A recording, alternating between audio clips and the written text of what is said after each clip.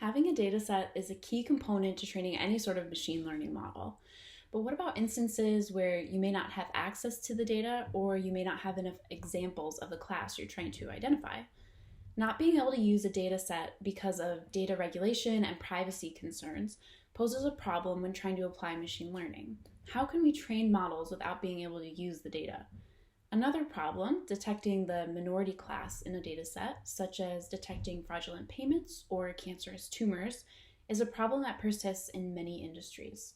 In order to apply artificial intelligence or machine learning to this problem, we need to have enough data to detect the minority class. And this is where deep learning can help. Using generative adversarial networks, or GANs, we can generate a data set for training. So we can solve the issues previously mentioned by creating an entirely new data set based on the original data set that retains important information, which would help in instances where we can't use the original data set because of data regulation and privacy concerns. And we can balance the data set by oversampling the minority class, which would help in instances of detecting fraudulent payments and identifying cancerous tumors. So what are GANs? GANs are a class of machine learning systems, and this technique is known for learning to generate new data with the same statistics as the training set. They're most often used for images, but we wanted to try them on textual data. In our experiment, we worked with the Pima Indians Diabetes Database on Kaggle. This dataset is originally from the National Institute of Diabetes and Digestive and Kidney Diseases, and it contains many diagnostic measurements as well as predictor variables such as the number of pregnancies the patient has had, their BMI, their insulin level, age, and so on. We wanted to create an entirely new data set based on this original data set that would retain important information from the original. So this would be useful in solving the problem of restricted access to data due to data regulation and privacy concerns. We based our approach on the paper Data Augmentation Using GANs by Fabio Henrique K. Dos S. Tanaka. Next, we trained the generator and discriminator, the GAN. The original paper examined 4 primary architectures. We wanted to see if we could improve the fake data generated by our GAN by tweaking the best architecture possible. We experimented with altering the batch size and learning rate across models with a variety of hidden layer architectures. To measure the success of the fake dataset produced by our GAN, we then trained a classification and regression tree, aka CART, on the fake dataset, but tested the tree on the real dataset.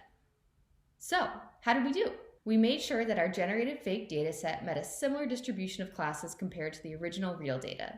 Here, you can see that across different subcategories, the distributions of fake data, the blue bars, are pretty close to those of the real data, the red bars. Not bad.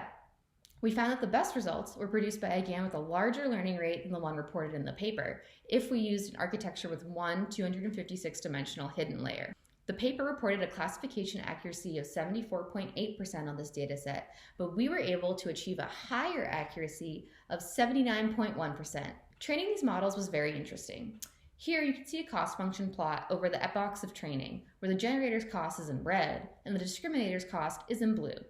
Notice how the generator and the discriminator are in a constant war to outdo each other. We had to ensure that the parameters we chose resulted in a stabilized GAN. We ran multiple iterations of each model architecture to ensure the results we were getting were not by random chance. Quite a lot of trouble working with Fabio's repository. Although it's very well documented, a lot of parts are missing. It led to a lot of man hours, and we were able to finally get the working copy up and running. For this, we had to rewrite part of the training of the GANs. Another issue that we faced was the diabetes dataset is an unbalanced one and has as less as 1,000 entries, which was not a lot to train on. Figuring out the best architecture for the GANs also took some time. We experimented with the learning rate, the batch size, and the number of hidden layers. This was a tedious operation because we worked on Colab, which was prone to crashing. We had to collect all the models, feed that to generate the data, and then measure the accuracy using CART. Training the GANs also is a little hard because even a minor change can lead to a lot of fluctuation within the performance. What we would like to change in the future, or what our gatherings from this project are that based on an experiment, we feel that a larger learning rate will be more successful in creating a synthetic data set. The generator and the discriminator are a constant battle with each other. We feel that it's better to end the training dynamically rather than arbitrarily, say at a value of 500. We feel this, and we saw this in a particular experiment where the generator error spikes towards the very end, as you can see in this figure. As an improvement, we suggest that the generator only exit when the recorded error is lesser than that of the previous one. But again, this is an interesting thought, and we feel it requires further research. To conclude, we looked at an alternative for the industry standard ADA-SYN, which is known, as you can see over here, to oversample the minority classes and suggest an alternative for this, for data augmentation, which is the GANs. The GANs, in our case, are able to generate a new synthetic data set comparable to that of the original one, as can be seen from this figure. Thank you.